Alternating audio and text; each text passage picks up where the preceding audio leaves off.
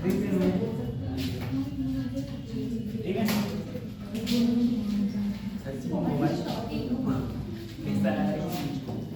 सही दिख रहा है? पूरा पूरा नहीं आ रहा है?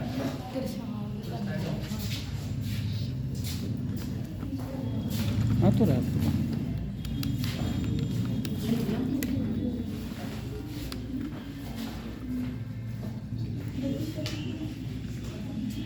अब सही है।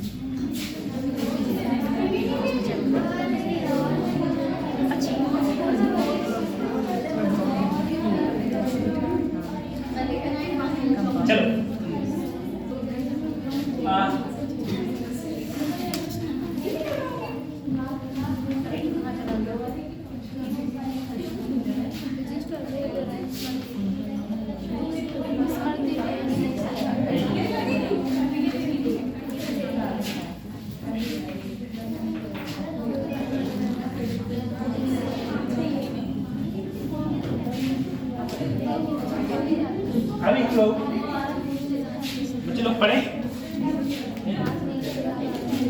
स्टार्ट करते हैं क्लास को, है ना? और सभी लड़के लोग लंबे पानी पीने चलेंगे क्या? बल्ले वाले नल पे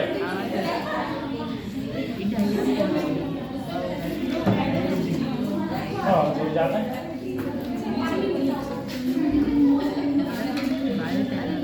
चलो स्टार्ट करते हैं ना।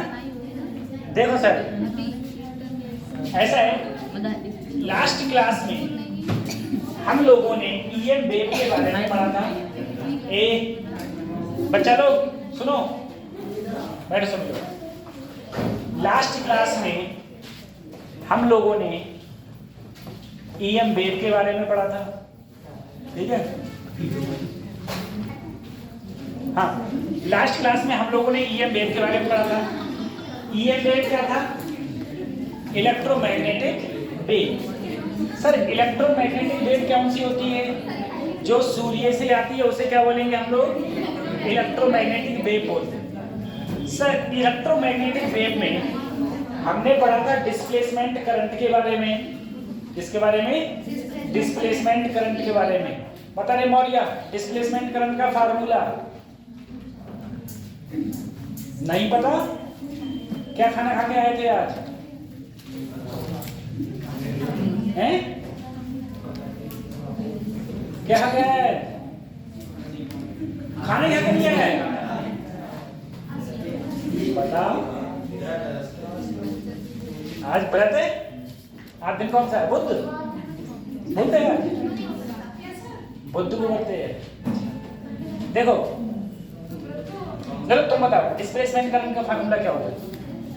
ID बराबर epsilon not d phi b over dt, d phi b over dt होता है, ठीक है? चलो तुम बताओ, फर्स्ट गॉस मैक्सवेल की फर्स्ट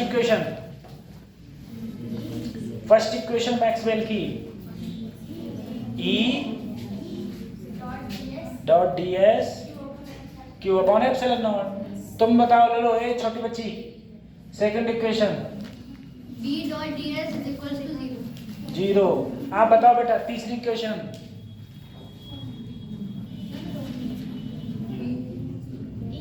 अब ds आएगा, वो dl ना, ds ना आवे, वो dl आवे वो। E dot ds बराबर minus d phi b over dt। आप बताओ लोग ना फोर्थ इक्वेशन। म्यू नॉट ये पूरी इक्वेशन बताओ मुझे, पूरी स्टार्टिंग से। IC plus ID। ठीक है। आईडी क्या होता है, एप्सिलॉन नॉट। ठीक है, ये हो गया। अब मुझे बताओ इलेक्ट्रोमैग्नेटिक इक्वेशन में तीनों एक दूसरे से कैसे रहेंगे सर, लंबवत रहेंगे। तीनों एक दूसरे से परपेंडिकुलर रहेंगे। ठीक है, तीनों एक दूसरे से परपेंडिकुलर रहेंगे। ठीक, और मेरे वेलोसिटी का फार्मूला क्या होता है, 1/√μ0 इनटू, लेकिन ये कहाँ है, फ्री स्पेस में, जो किसके बराबर होता है, c के। जो किसके बराबर होता है बेटा, c के बराबर होता है, जो c के बराबर होता है। ठीक है, जो c के बराबर होता है। और c की जो वैल्यू होती है, जो c की वैल्यू होती है वो क्या होती है, 3 × 10⁸ मीटर पर। अगर मीडियम में कहेंगे तो 1/√μ एप्सिलॉन म्यू। दूसरी बताओ मुझे, क्या इलेक्ट्रोमैग्नेटिक वेव को चलने के लिए मीडियम की रिक्वायरमेंट होती है? नहीं। क्या ये मीडियम की रिक्वायरमेंट नहीं? क्या ये इलेक्ट्रिक और मैग्नेटिक फील्ड से डिफ्लेक्ट होती है? नहीं होती है ना, नहीं होती है। ये इसका, इस वेव का नेचर कैसा होता है, लॉन्गिट्यूडिनल ट्रांसवर्स, ट्रांसवर्स नेचर होता है। ठीक है, ट्रांसवर्स नेचर होता है। अच्छा, ये पोलराइज्ड होती है, पोलराइज्ड होती है, पोलराइज्ड। हाँ, तो ये लाइट पोलराइज्ड होती है। इसकी स्पीड मीडियम में चेंज होती है। अगर एक मीडियम से दूसरे मीडियम में जाएगी तो स्पीड क्या हो जाएगी, चेंज हो जाएगी।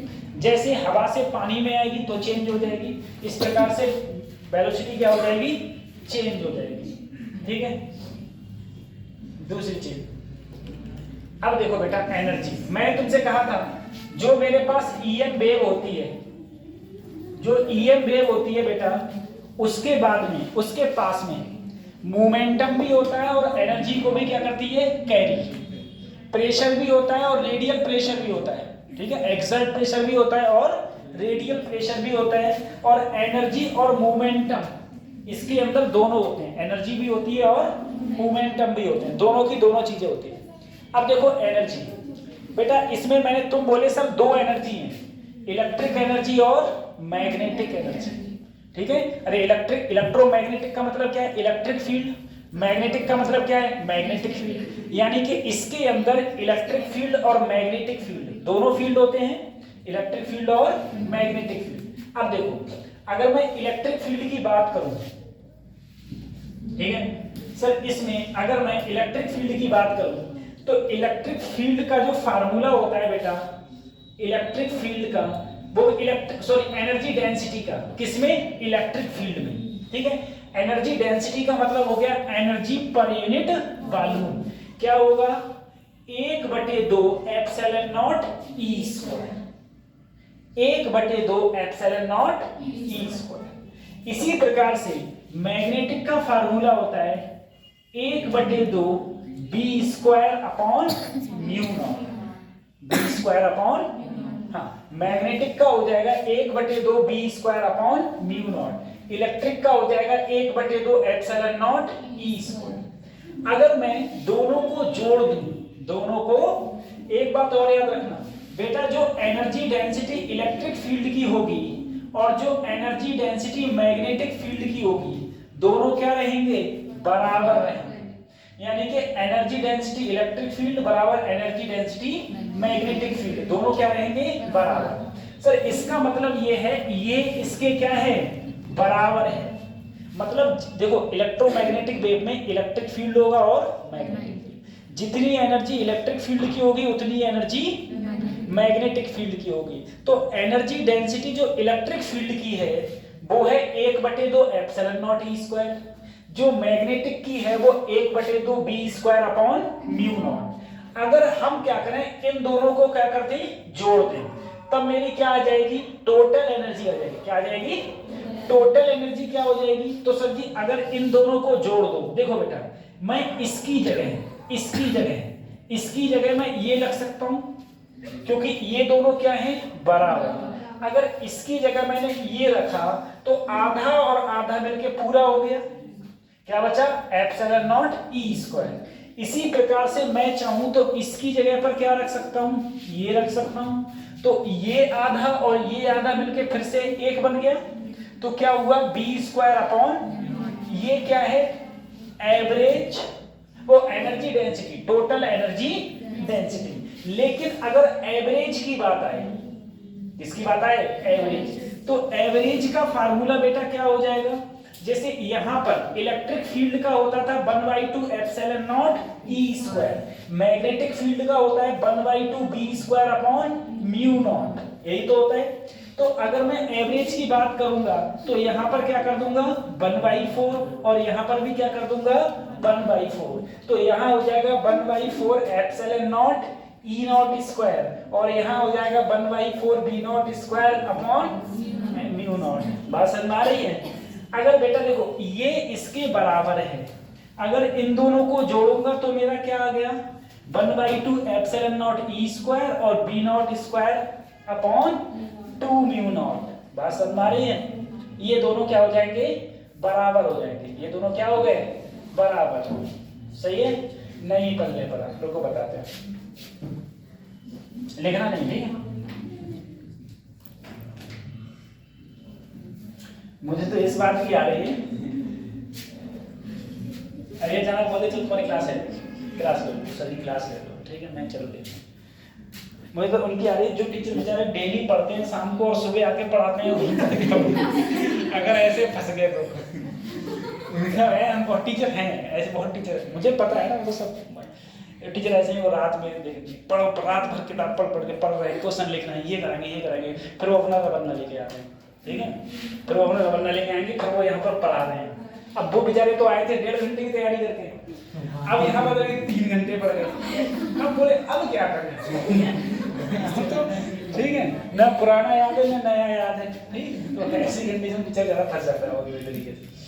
चलो एक बात सोचो बेटा, मैंने कहा अभी तुमसे मेरे पास में EM वेव है, तुम्हें पता है रियल बताऊं तुम्हारी एक नीट की क्लास ऐसी है, सिर्फ पीलीभीत में नीट की क्लास ऐसी है जिसके इस समय तीनों टीचर ऐसे हैं जो उनसे चाहे 6 घंटे पढ़वाओ 10 घंटे पढ़वाओ, सही है, और कंटिन्यू पढ़ाओ तो कंटिन्यू पढ़ाते रहेंगे, मतलब याद हो गई धीरे धीरे याद हो गई, वैसे मेमोराइज्ड हो गई है। और सब डिपार्टमेंट ऐसे हैं जो कि क्या ही बोलो नहीं। चलो एक बात समझो बेटा, मैंने कहा इलेक्ट्रिक फील्ड और क्या बोला magnetic. Sir energy density, energy sir energy density क्या होती है, energy per unit volume. Energy density electric field की होती है, इलेक्ट्रिक फील्ड की होती है। ए लड़का लोग बताओ पीछे, इलेक्ट्रिक फील्ड की energy density 1/2 epsilon naught, magnetic field की 1/2, सही है। और जे दोनों कहाँ हैं तो एक दूसरे के बराबर। अगर ये दोनों एक दूसरे के बराबर हैं तो इसका मतलब है अगर मैं टोटल लूंगा सर, तो मैंने टोटल लूंगा तो बेटा electric field plus magnetic field करूंगा, और ये एक दूसरे के क्या हैं बराबर, तो ये तो मैंने इलेक्ट्रिक फील्ड लिख लिया। और मैग्नेटिक फील्ड की भी जगह मैं क्या रख सकता हूं, अरे दोनों बराबर है तो यही लिख दिया बेटा, आधा और आधा क्या हो गया 1, तो एप्सिलॉन नॉट ई स्क्वायर। या फिर मैं इलेक्ट्रिक फील्ड की जगह में ये रख देता, क्योंकि ये दोनों एक दूसरे के कैसे हैं बराबर हैं, ठीक है। प्लस तो मेरे पास में क्या आता बी स्क्वायर अपॉन ये क्या है average, total energy density, total energy, ये इलेक्ट्रिक फील्ड के फॉर्म में, और ये 1/2, ये क्या है एवरेज कैसी डेंसिटी, इलेक्ट्रिक एनर्जी डेंसिटी, और ये एवरेज मैग्नेटिक एनर्जी डेंसिटी। अगर बेटा तुमसे सॉरी एवरेज नहीं है ये, हाँ ये मैग्नेटिक एनर्जी है, ठीक है, मैग्नेटिक एनर्जी, ये क्या है इलेक्ट्रिक एनर्जी। अगर एवरेज की बात आएगी, एवरेज की, तो बेटा एवरेज में अगर मैं लूं एवरेज, एवरेज का मतलब है इलेक्ट्रिक की एवरेज और मैग्नेटिक की। इलेक्ट्रिक की एवरेज जो अभी 1/2 होती थी वो क्या हो गई 1/4। ऐसे ही 1/4 बी स्क्वायर अपॉन, अब भी सर जी ये इसके क्या है बराबर। अगर ये इसके बराबर है तो मैं चाहूं तो इसकी जगह पर फिर से यही रख दिया, इसकी जगह पर फिर से यही रख दिया, तो मेरे पास क्या आया ये आ गया। अगर मैं मैग्नेटिक के टर्म में रखता 1/4 B square upon mu naught, 1/4 B square upon mu naught, तो क्या आता 1/2 बी स्क्वायर अपॉन, ये एवरेज है, ये क्या है, और ये टोटल एनर्जी डेंसिटी है। टोटल एनर्जी डेंसिटी ये क्या है टोटल एवरेज एनर्जी डेंसिटी, याद रखना टोटल एवरेज एनर्जी डेंसिटी 1/2 और टोटल एनर्जी डेंसिटी क्या होगी, total energy density B square upon mu not, B square upon mu naught, ठीक है, B square upon mu naught.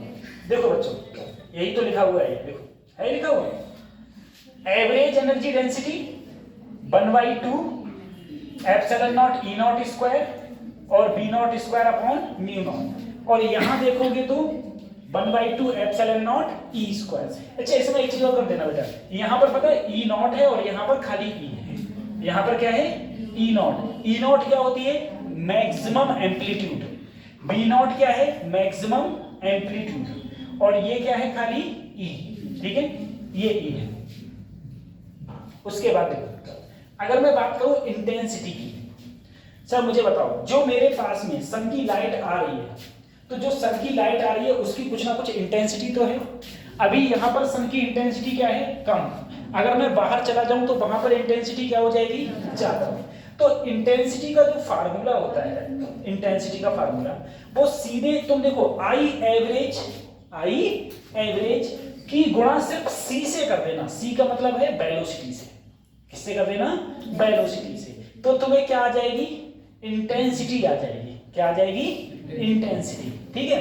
तो आई एवरेज का देखो यू एवरेज का formula 1/2 epsilon not E naught square into c, या फिर मैग्नेटिक के टर्म में देखूं तो 1/2 b naught square upon mu naught into c, तो ये क्या आ गई मेरी इंटेंसिटी, क्या हो गई इंटेंसिटी, ठीक है ये इंटेंसिटी आ गई इंटेंसिटी। तो इंटेंसिटी में सिर्फ इतना याद रखना है जो यू एवरेज आएगा उसकी किससे गुणा करने को मांगता है सी से, उसकी किससे गुणा करेंगे हम लोग सी से।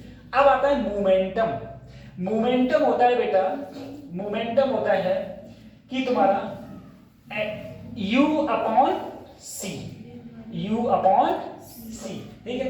u क्या है, u है एनर्जी किसकी ईएम वेव की, ईएम वेव की एनर्जी बटे स्पीड ऑफ लाइट से भाग कर दो तो में क्या आ जाएगा लीनियर मोमेंटम आ जाएगा। अब जरा इसमें एक चीज देखना सर लीनियर मोमेंटम में, अरे आ गया देखो, मान लो यहां से लाइट आई, जो लाइट आई तो उसका पहले जो लीनियर मोमेंटम है वो क्या है u अपॉन सी, और आने के बाद में लाइट रिफ्लेक्ट नहीं हुई, 100% एब्जॉर्ब हो गई, 100% क्या हो गई एब्जॉर्ब, तो लीनियर मोमेंटम यही रहेगा u अपॉन सी। लेकिन अगर लाइट आई और 100% क्या हो गई रिफ्लेक्ट हो गई, तो जाते समय u बाई सी और वापस करते समय u बाई सी, तो टोटल चेंज इन मोमेंटम क्या हो गया बेटा देखो 2u बाई सी, क्योंकि देखो जाते समय u बाई सी माइनस आते समय देखो जा रही है तो प्लस का, आ रही है तो माइनस का, तो माइनस माइनस क्या हो गया प्लस, तो क्या हो जाएगा 2u अपॉन सी, 2u अपॉन सी, ठीक है, तो ये हो जाएगा 2u अपॉन सी, अच्छा 2u अपॉन सी, ठीक है।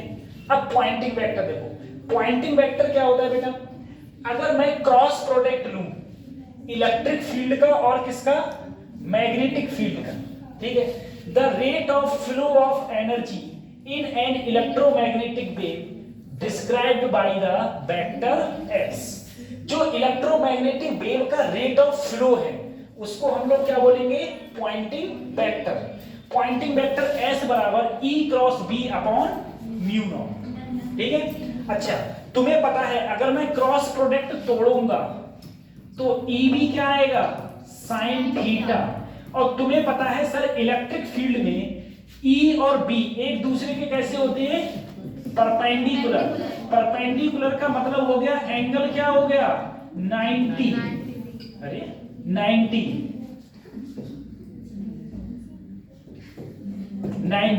तो सिर्फ क्या बचा, EB upon mu not. EB upon mu naught, ठीक है, या E not B not upon mu not.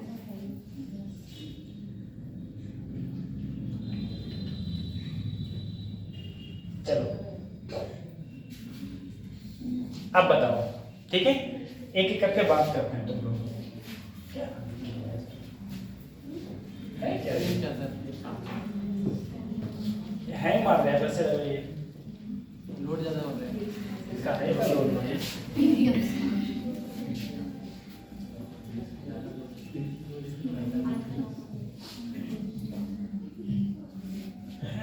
वो नहीं आ रहा है ना।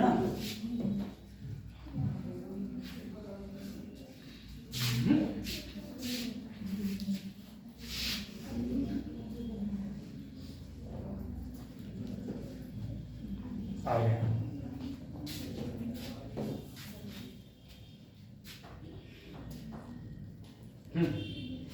ठीक है, अब समझो, एक एक करके देखो, पूरा ईएमएफ खत्म करना है मेरे को। एक बार बताओ, पीछे तुम तीनों मैक्सवेल की थर्ड इक्वेशन,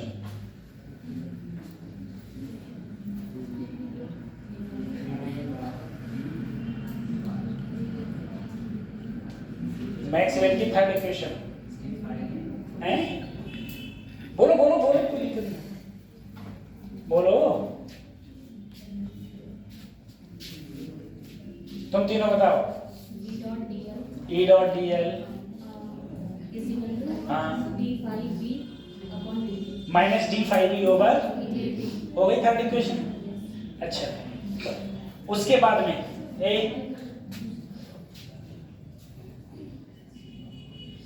हाँ, इलेक्ट्रिक एनर्जी डेंसिटी क्या होगी, इलेक्ट्रिक की एनर्जी डेंसिटी, इलेक्ट्रिक फील्ड की एनर्जी डेंसिटी क्या होगी, 1/2 एप्सिलॉन नॉट। मैग्नेटिक की energy density b square upon, अगर इनकी टोटल एनर्जी डेंसिटी क्या हो जाएगी, टोटल एनर्जी डेंसिटी या तो ये लिख दो या फिर टोटल हो गई। अब बताओ average energy density electric field क्या हो जाएगी, इलेक्ट्रिक फील्ड की average energy density 1/4 mu naught. याद करना बेटा, यहाँ E नॉट स्क्वायर होगा, यहाँ क्या हो जाएगा, मैग्नेटिक की एनर्जी डेंसिटी एवरेज क्या हो जाएगी, B square upon mu not. अगर मैं टोटल एवरेज डेंसिटी देखूं, total average density U total, तो 1/2 epsilon naught E not square या फिर 1/2 B नॉट स्क्वायर अपॉन, यही तो होगा, यही तो होगी टोटल। अरे होगी नहीं होगी, टोटल ये क्या है, एवरेज एनर्जी, और ये क्या है, ये क्या है, एवरेज, एवरेज नहीं sorry, and total energy density, total energy, और ये क्या है, एवरेज। ये हो गया। अब मैं कहूं सर मोमेंटम, मोमेंटम का फार्मूला क्या था, लीनियर मोमेंटम। लीनियर मोमेंटम क्या था,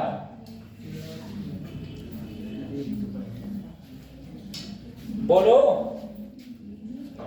U upon c, U upon, यही तो था, U upon total energy, U upon c.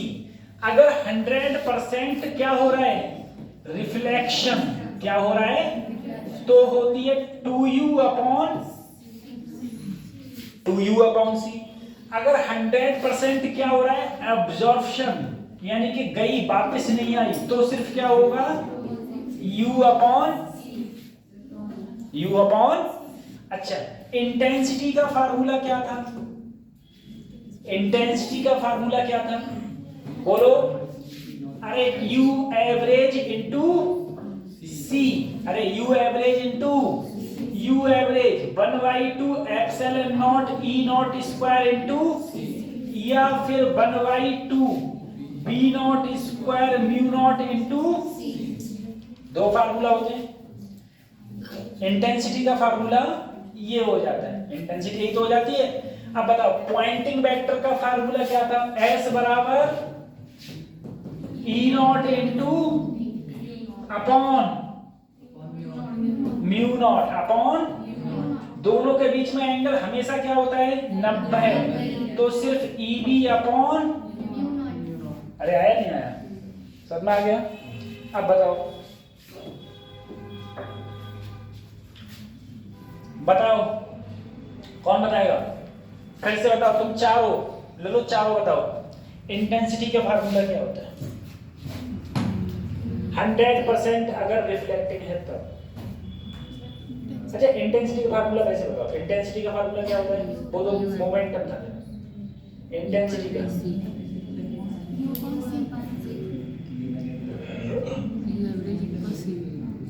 U average into C, U average into, तो U अपॉन C किसका था, U अपॉन C किसका था, मोमेंटम का, मोमेंटम का, वो भी कैसा, 100% एब्सॉर्ब करने, अगर 100% रिफ्लेक्ट करने वाला होगा तो। अब बताओ पीछे तुम तीनों दे दियो बेटा, चौथी इक्वेशन बताना मैक्सवेल की, B, हाँ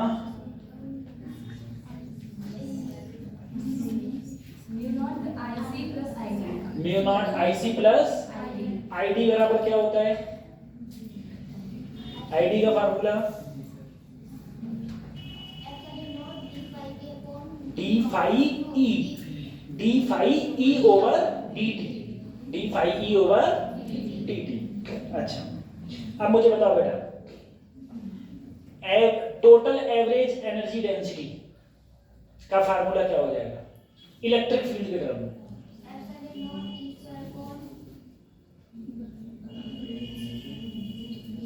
बोलो, epsilon naught E not square upon 2 और एनर्जी, टोटल एनर्जी डेंसिटी का फार्मूला क्या हो जाएगा इलेक्ट्रिक फील्ड के टर्म में, E not epsilon naught E square, epsilon naught magnetic के टर्म में B square upon mu naught. लेकिन average, total average energy density का फार्मूला मैग्नेटिज्म के टर्म में 1/2 B naught square upon mu naught, ये तो हो जाएगा।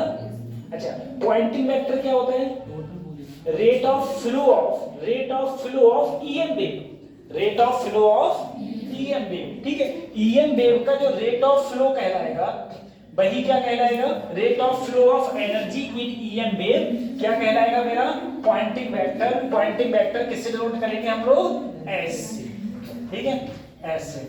देखो ये अगर 100% रिफ्लेक्शन हो तो 2u अपॉन c, 100% ऑब्जर्वेशन हो तो u upon c। Sir intensity का formula u average into c, u average into c, ठीक है। और ये मेरी सब ये फार्मूला हो गए।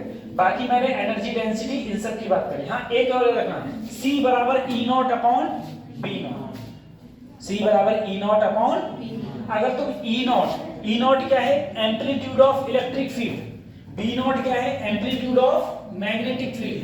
अगर दोनों का रेशियो लोगे तो वो क्या हो जाएगा, 3 × 10⁸ मीटर पर सेकेंड। बात समझना रही, 3 × 10⁸ मीटर पर सेकेंड, सही। अच्छा, अब देखो बेटा, स्पेक्ट्रम, ठीक है, स्पेक्ट्रम। अभी जो ऊपर पढ़ा है उससे क्वेश्चन रहेगा और जो इससे क्वेश्चन रहेगा। सबसे ज्यादा देखो, एक बात तुम जरा सोचो, हमारी जो सन से लाइट आ रही है और जो मैं देख पा रहा हूं, जो मैं लाइट देख पा रहा हूं, वो सिर्फ और सिर्फ विजिबल है। कौन सी है? विजिबल। जिसकी जो वेवलेंथ है बेटा वो 400 से किसके बीच में है? सबसे ज्यादा वेवलेंथ किसकी है? रेड की। और देखो तुमने पढ़ा होगा बेबिग्योर, हिंदी वालों ने पढ़ा होगा बैजनी हापी नाला, यही तो पढ़ा है, बैजनी हापी नाला। और वैसे क्या पढ़ा है? बेबिग्योर। दूसरी चीज, एक बात जरा समझना, मैंने तुमसे कहा बेटा एनर्जी का E इक्वल टू फार्मूला सुना होगा SC अपॉन, या फिर C अपॉन लैम्डा को लिखूं तो न्यू, H न्यू। न्यू क्या होती है? फ्रीक्वेंसी। देखो जिसकी फ्रीक्वेंसी ज्यादा उसकी एनर्जी ज्यादा, जिसकी फ्रीक्वेंसी कम उसकी एनर्जी कम। एक बार बताओ, गामा रेस ह्यूमन बॉडी के लिए हानिकारक हैं कि नहीं? Gamma rays, X rays, ultraviolet, ultraviolet भी है और एक्सरे भी है, रेडियो वेव क्या हानिकारक हैं? हानिकारक होते हैं, सब आदमी मर गए होते, वो बहुत कम मात्रा में, बहुत कम मात्रा में, ठीक है, न तो सब मर गए होते। क्या यहाँ पर रेडियो वेव नहीं है? क्या यहाँ पर टेलीफोन की वेव नहीं है? सारी वेव्स यहाँ पर हैं, तो ये सारी की सारी वेव यहाँ पर हैं, तो ये वेव नुकसानदायक नहीं है। क्यों नुकसानदायक नहीं है ये समझो, वो बाद में देख लेना। क्यों नुकसानदायक नहीं है? क्योंकि बेटा इनकी एनर्जी क्या है? कम है, इनकी एनर्जी कम है। अगर इनकी एनर्जी कम है, देखो एक बात समझो, जिसकी एनर्जी कम, जिसकी एनर्जी उसकी फ्रीक्वेंसी, जिसकी एनर्जी ज्यादा उसकी फ्रीक्वेंसी, सही है। जिसकी, अब देखो, जिसकी एनर्जी ज्यादा उसकी वेवलेंथ, सही है, जिसकी एनर्जी ज्यादा उसकी वेवलेंथ, और जिसकी एनर्जी कम उसकी वेवलेंथ, सही है। अब तुम जरा एक बार बताओ, गामा रेस हमारे लिए नुकसानदायक है, क्यों? क्योंकि उसकी एनर्जी बहुत होगी। एनर्जी क्या होती है? एनर्जी बहुत होगी तो फ्रीक्वेंसी बहुत होगी। एनर्जी ज्यादा तो फ्रीक्वेंसी ज्यादा, और वेवलेंथ उतनी ही क्या होगी? तो वेवलेंथ उसकी क्या होती है? कम होती है, सही है।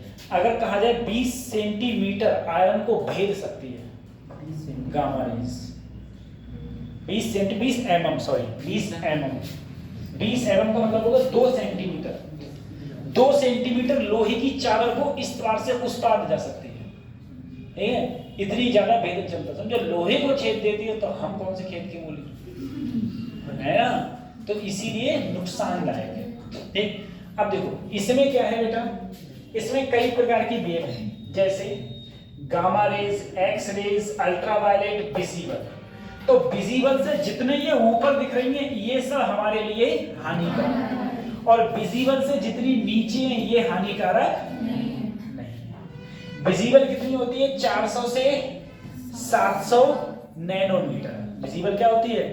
400 नैनोमीटर से 700 नैनोमीटर के बीच में विजिबल लाइट होती है, ठीक है।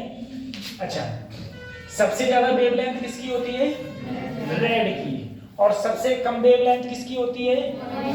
वायलेट की। सबसे कम होती है वायलेट की, सबसे ज्यादा किसकी होती है? रेड की होती है, ठीक है।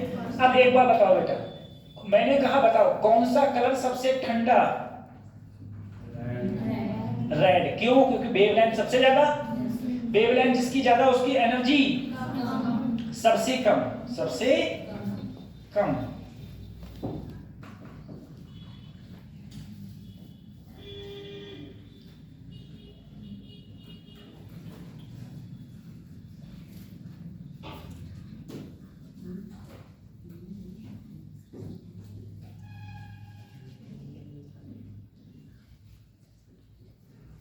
ठीक है।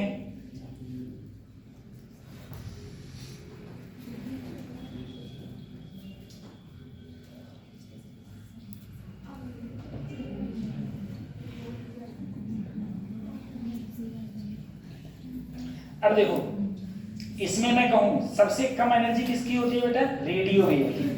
सबसे कम किसकी होती है? रेडियो वेव की। ठीक है, सबसे कम होती है रेडियो वेव की।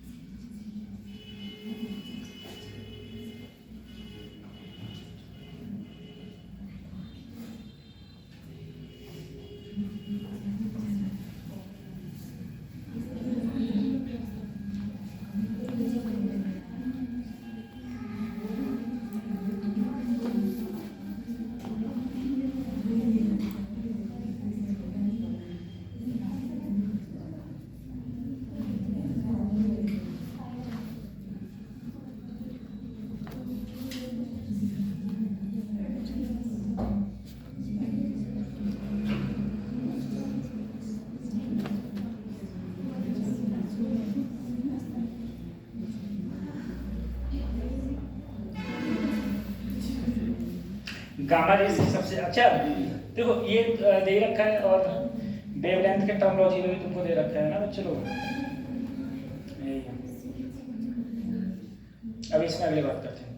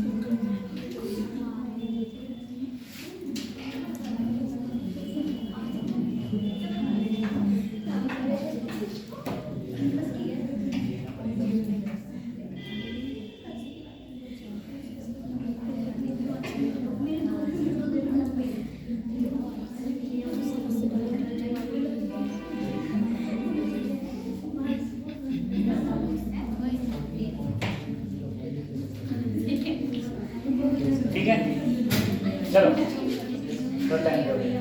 अब देखो ए बच्चों, सर तुमको याद रखना है कि रेड की वेवलेंथ सबसे ज्यादा और वायलेट की सबसे कम होती है, 400 से 700 नैनोमीटर। कई बार ये बात पूछी गई है, कई बार ये बात पूछी गई कि जो मेरी विजिबल है बच्चों, इधर देखो विजिबल है सर, विजिबल की जो रेंज है ना वो 400 नैनोमीटर से कहां तक है? 700 नैनोमीटर तक है। यानी कि 400 नैनोमीटर से कहां तक होगी? 700 नैनोमीटर तक इसकी रे होती है। ठीक है,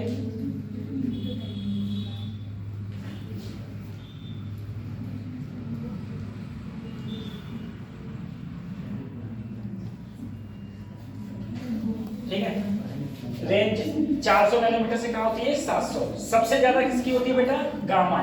फिर क्या होती है? एक्स। फिर अल्ट्रावायलेट, विजिबल, इंफ्रा, माइक्रो और रेडियो। बस इंफ्रा, माइक्रो। तो सबसे पहले क्या होगी? गामा, गामा होगी। फिर क्या होगी? एक्स रेज होगी। फिर क्या होगी? Ultraviolet. फिर क्या होगी? विजिबल। फिर क्या होगी? इंफ्रारेड। फिर क्या होगी? Micro, microwave. फिर क्या होगी बेटा? सिर्फ रेडियो वेव। बस इतना याद, ठीक है, इतना। 1 2 3 4 5 6 7, कितनी वेव्स हैं? 7 वेव्स हैं। ठीक है, 1 2 3 4 5 6 7।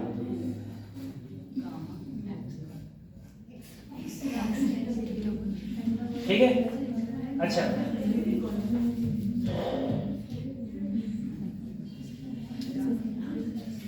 तो ये 7 है। सबसे ज्यादा वेवलेंथ किसकी? रेडियो की। सबसे कम वेवलेंथ गामा की। सबसे ज्यादा फ्रीक्वेंसी सबसे ज्यादा गामा की। सबसे कम फ्रीक्वेंसी रेडियो वेव की। ठीक है, फ्रीक्वेंसी के टर्म में देखोगे तो ये सबसे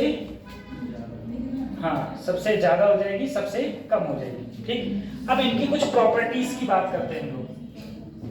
देखो एक एक करके। सबसे पहले रेडियो वेव।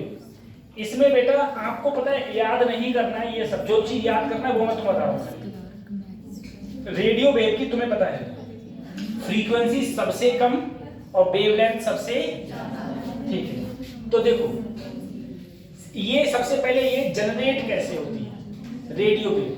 बेटा अगर कोई चार्ज पार्टिकल, बस इतना लिखना है, अगर कोई चार्ज पार्टिकल ऑसिलेट करता है बिटवीन एल और सी सर्किट, ठीक है, एल और सी सर्किट के बीच में अगर कोई पार्टिकल क्या करता है? ऑसिलेट करता है, तो क्या उत्पन्न होती है? Radio wave. इनका काम क्या है? सेलुलर फोन्स में, जो हम लोग फोन पे बात कर रहे हैं, ये सब क्या है? एक प्रकार की रेडियो वेव। बाकी ये ज्यादा से लिखने का मतलब नहीं है।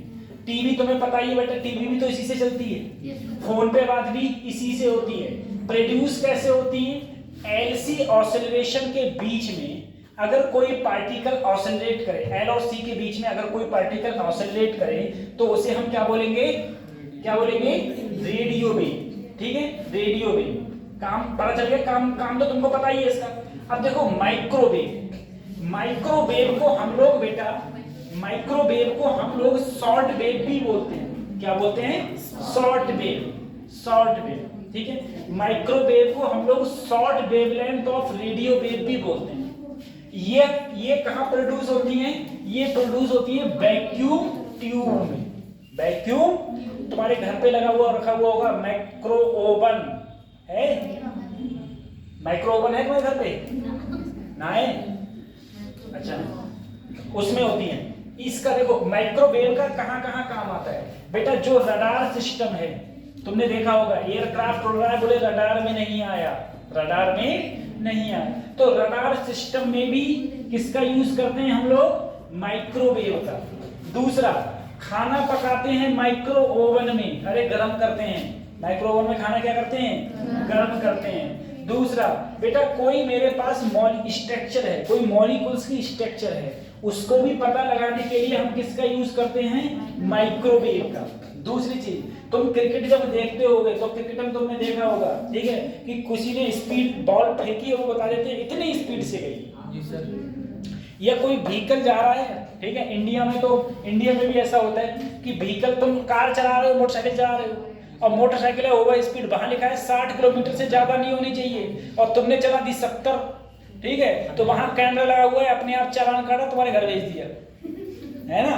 थोड़ी देर बाद मौसम में मोबाइल आएगा, ओवर स्पीडिंग। तो उसकी व्हीकल की भी स्पीड को कौन जांचता है बेटा?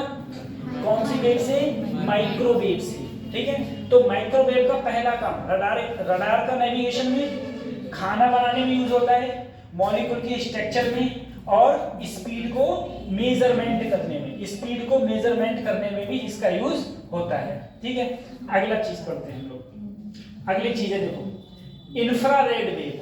बेटा इंफ्रारेड वेव को हम लोग हीट वेव भी कहते हैं। तुम लोग जाते हो डॉक्टर के पास सिकाई कराने के लिए, तो वो सिकाई करता है, तो वो यही हीट डाल के करता है। कौन सी? इंफ्रारेड डालता है। तो इंफ्रारेड जो हमारी बॉडी का मस्कुलर पेन होता है, उस मस्कुलर पेन को क्या कर देती है? खत्म कर देती है। क्या कर देती है? खत्म कर देती है, ठीक है। तो ये कहां कहां यूज होती है? These are used in heat therapy या हीट मस्कुलर पेन, इसमें भी यूज होती है। दूसरा, सैटेलाइट में आर्मी पर्पस से भी ये यूज होती है।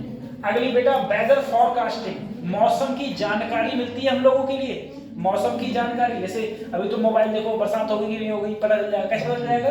कौन सी वेव से पता लगाते हैं हम लोग? इंफ्रारेड से।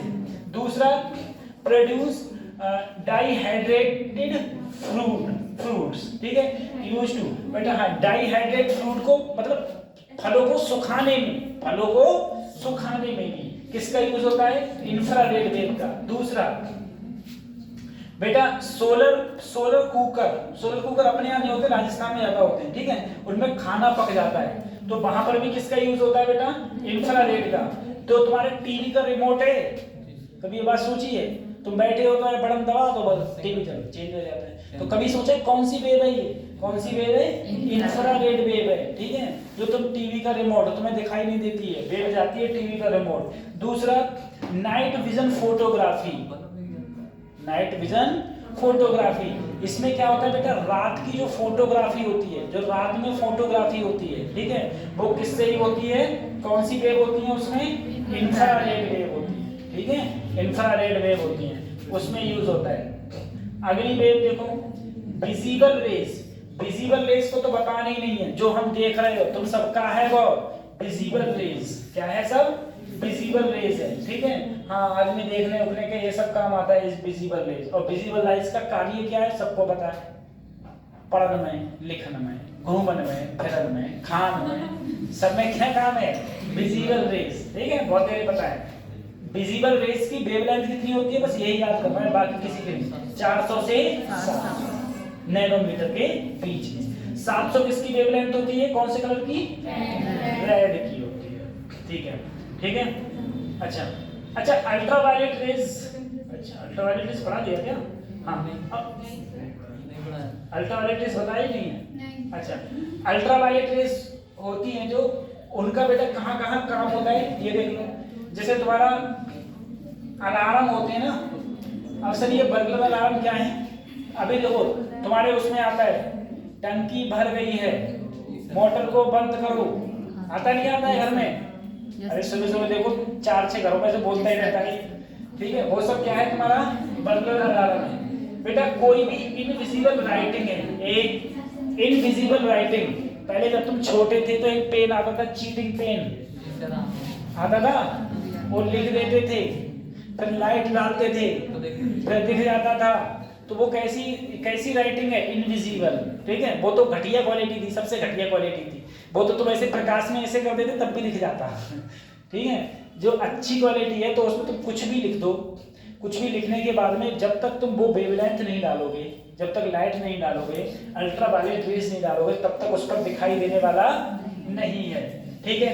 अच्छा, अल्ट्रावायलेट रेज से बेटा जार्म्स मरते हैं, ठीक है, तुमने देखा होगा हेमा मालिनी जी बोलती हैं, क्या बोलती हैं, बोले ये आरओ पियो, कैंट आरओ है, इस आरओ में क्या है, अल्ट्रावायलेट रेज है ना, जो तुम्हारे वाटर को शुद्ध करती हैं। तो वो वाटर को शुद्ध कैसे करती हैं, वाटर ऐसे नीचे गिर रहा है, साथ में अल्ट्रावायलेट रेज पड़ रही हैं, और अल्ट्रावायलेट रेज से जो उसमें कीटाणु हैं वो सब मर जा रहे हैं, हाँ वो मर जा रहे हैं, डेथ बॉडीज उसी में है ना।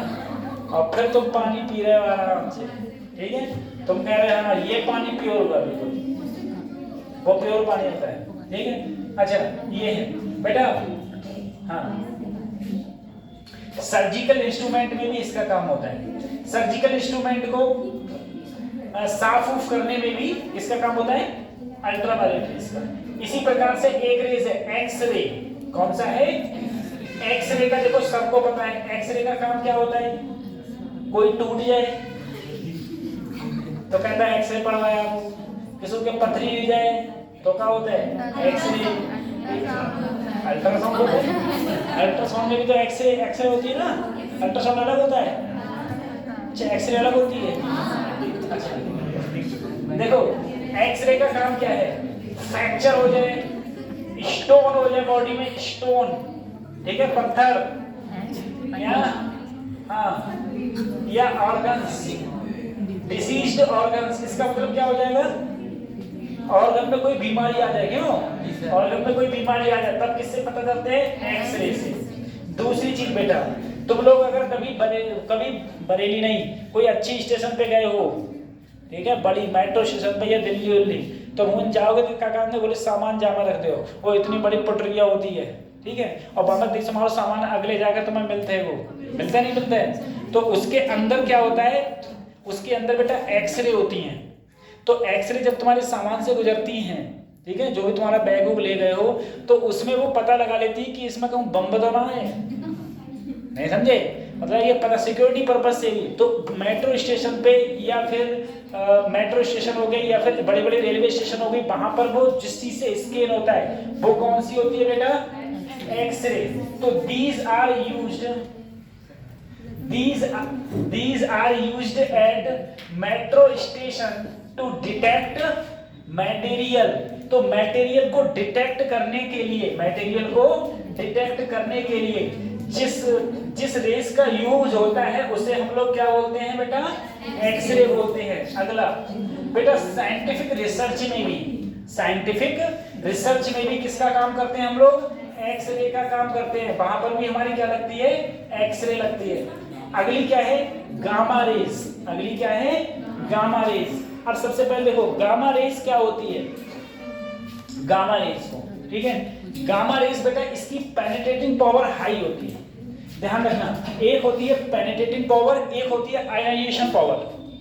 पेनिट्रेटिंग पावर का मतलब होता है भेदन क्षमता, ये क्वेश्चन पूछा जाता है, भेदन क्षमता। आयनाइजेशन पावर का मतलब होता है कि उसके साथ में अभिक्रिया करना या मिलना। तो मैं अगर तुमसे कहूं पेनिट्रेटिंग पावर, भेदन क्षमता सबसे ज्यादा किसकी है? गामा रेस की। तो पेनिट्रेटिंग पावर सबसे ज्यादा किसकी है? गामा रेस की। और आयनाइजेशन पावर सबसे ज्यादा किसकी है? रेडियो वेव की। किसकी? और आयनाइजेशन सबसे कम किसकी है? गामा रेस की। ठीक है, तो इसकी पेनिट्रेटिंग पावर सबसे ज्यादा होती है। गामा रेस कहां देखो तुमने पढ़ा होगा, विखंडन जब होता है तब भी तुम्हारी क्या प्रोड्यूस होती है? Gamma rays.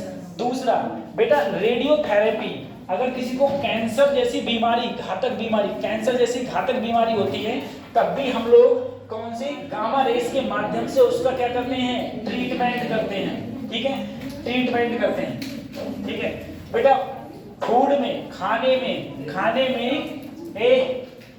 में कीड़े उड़े होते हैं, उन सबको भी यूज करते हैं। ठीक है, वैल्यूएबल इंफॉर्मेशन, ऐसी इंफॉर्मेशन जो कि हम एक्सरे डाल के पता लगा देते हैं कि इसकी स्ट्रक्चर ऐसी है, इसकी स्ट्रक्चर ऐसी है। ठीक है, इन सब के बारे में भी कौन देता है हमको? गामा रेस देता है। कौन देता है? गामा रेस देता है। बताओ, तुम लोग बताओ।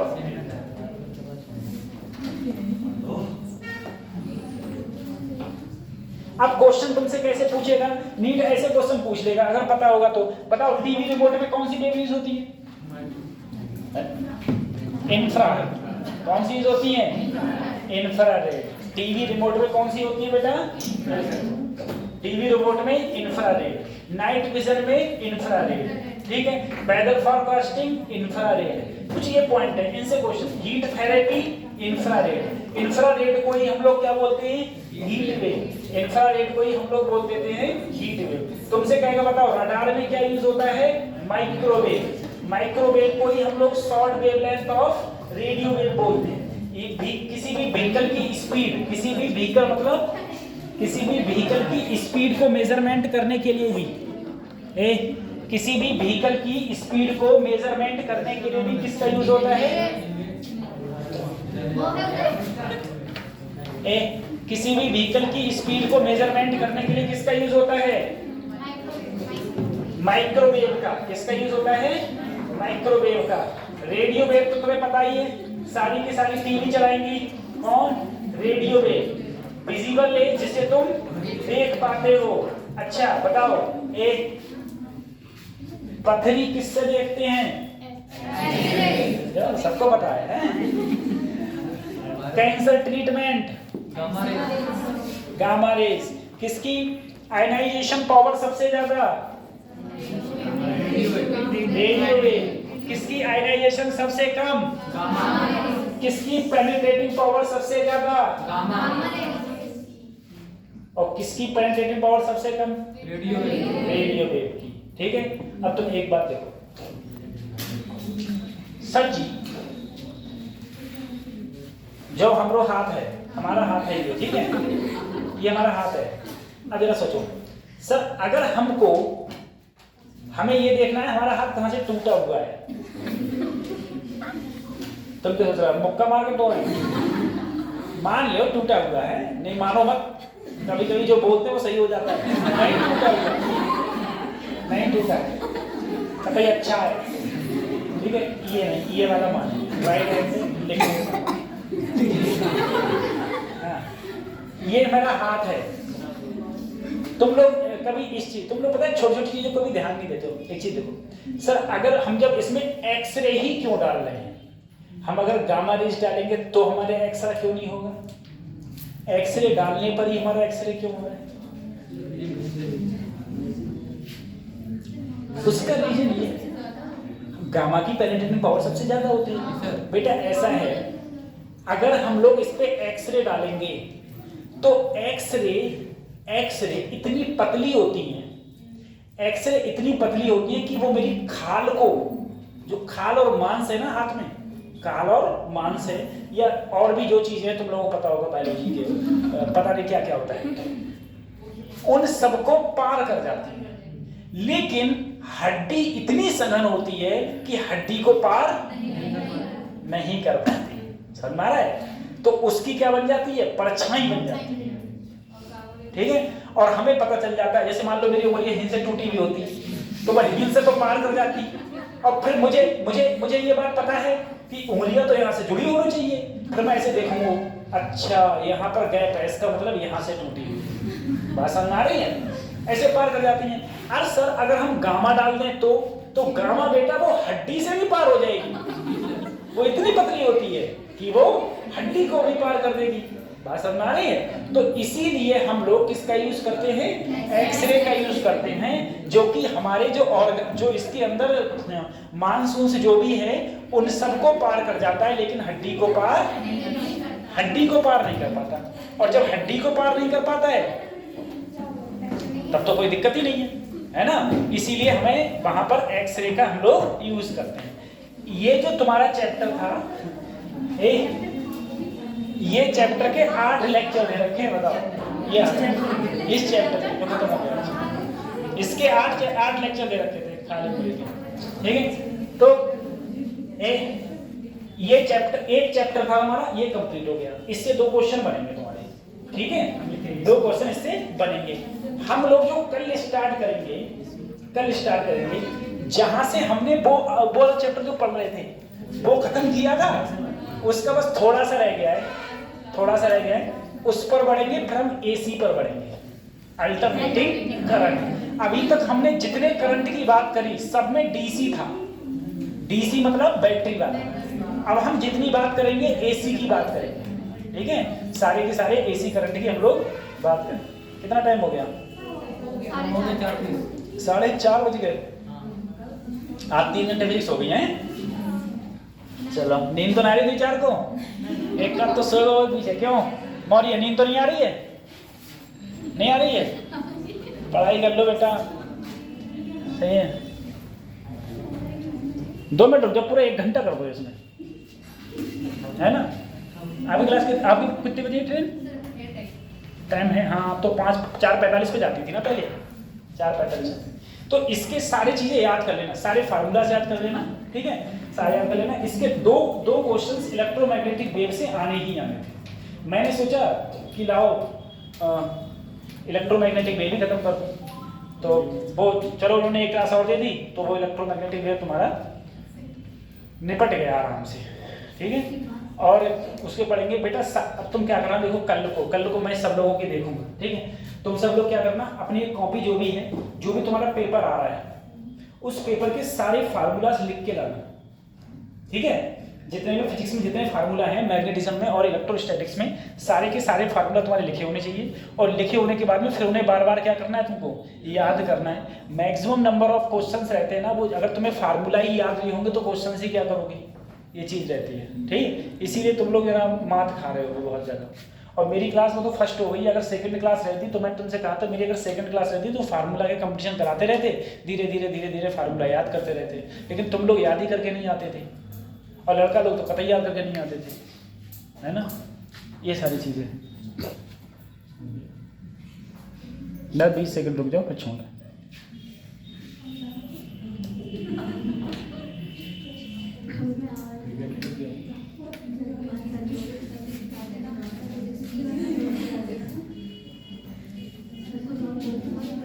इसमें से कुछ डिलीट मारा जाएगा। बहुत वो हो रहा है, ये हैक बहुत हो रहा है।